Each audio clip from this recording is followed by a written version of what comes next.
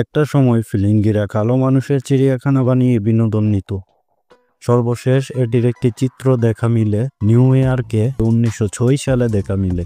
Human exhibit আমেরিকায় চিড়িয়াখানার ইতিহাসের একটি অন্ধকার সময়, যেটি প্রাণী এবং মানুষের প্রতি তাদের অনৈতিক আচরণের চিত্র।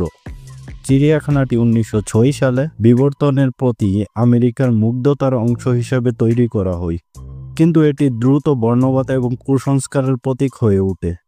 সে সময়ে অনেক আমেরিকানরা বিশ্বাস করত যে কালো জাত, অর্থাৎ আমেরিকান জাতিগুলো বানরের সাথে সাংঘর্ষিক। এটি শুধুমাত্র বিজ্ঞানীদের একটি ধারণা ছিল। মানব বিবর্তনকে আরও ভালোভাবে বোঝাতে তাদের অধ্যয়ন অর্থাৎ কালো মানুষের চিড়িয়াখানা নির্মাণ করে। দুঃখের বিষয় হলো এই চিড়িয়াখানাটি পরে একটি বিনোদনের জায়গাতে রূপ নেয়। এই মানুষগুলোকে তাদের অজান্তেই তাদের বাড়ি থেকে উঠে আনা হয়েছিল এবং নিউ ইয়র্ক সিটিতে নিয়ে আসা হয়েছিল, যেখানে তাদের পশুর মতো খাঁচায় প্রদর্শন করা হয়েছিল। তারা ঐতিহ্যবাহী পোশাক পরত এবং চিড়িয়াখানার দর্শকদের জন্য গান ও নাচ পরিবেশন করত, যা দিয়ে তারা বিপুল অর্থ উপার্জন করেছে।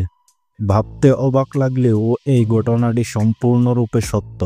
চিড়িয়াখানাটিকে একটি জীবন্ত জাদুঘর হিসাবে বিবেচনা করা হয়েছিল। তারা আদিম মানুষকে প্রদর্শন করত, কিন্তু এটি শোষণ ছাড়া আর কিছুই নয়। এ ভয়ঙ্কর প্রদর্শনীয় তৈরির পেছনে সত্য ঘটনাটি বেশ কয়েক বছর পরই প্রকাশ্যে আসে।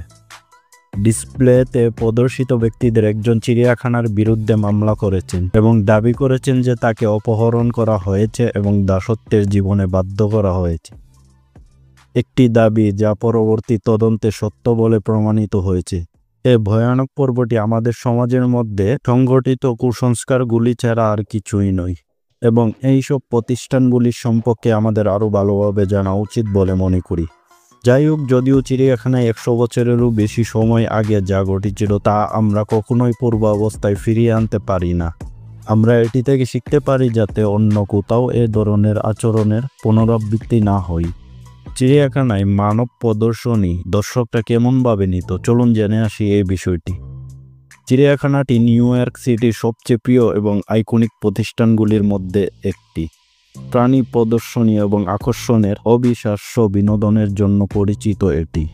প্রাকৃতিক জগতের প্রতি আগ্রহ রয়েছে এমন যে কোনো ব্যক্তির জন্য অবশ্যই এটি একটি দর্শনীয় গন্তব্য।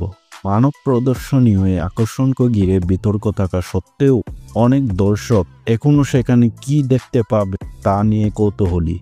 আমরা আপনাকে চিড়িয়াখানার মানব প্রদর্শনীয় দেখার বিষয়ে যা জানা দরকার তার সব কিছুর মধ্যেই আপনাকে নিয়ে যাব। প্রথম কিছু লোক কেন এই প্রদর্শনীয় প্রতিবাদ করেছিল তা বোঝা গুরুত্বপূর্ণ।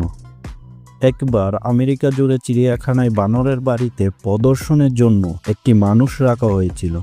চিড়িয়াখানায় প্রাণীদের মতো মানুষের প্রদর্শনকে উদযাপন করত আমেরিকানরা। অন্যান্যরা যুক্তি দেয় যে আমেরিকানরা সংস্কৃতিতে বিজ্ঞান ইন্ডাস্ট্রিগুলো দ্বারা দুর্বল সম্প্রদায়ের বিরুদ্ধে স্থায়ীভাবে অবিচার করা হয়েছে।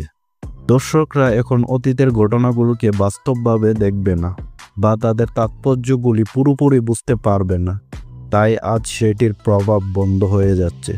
বিজ্ঞানীদের এই কাজগুলি কতটা যুক্তিগত বলে মনে করেন আপনি?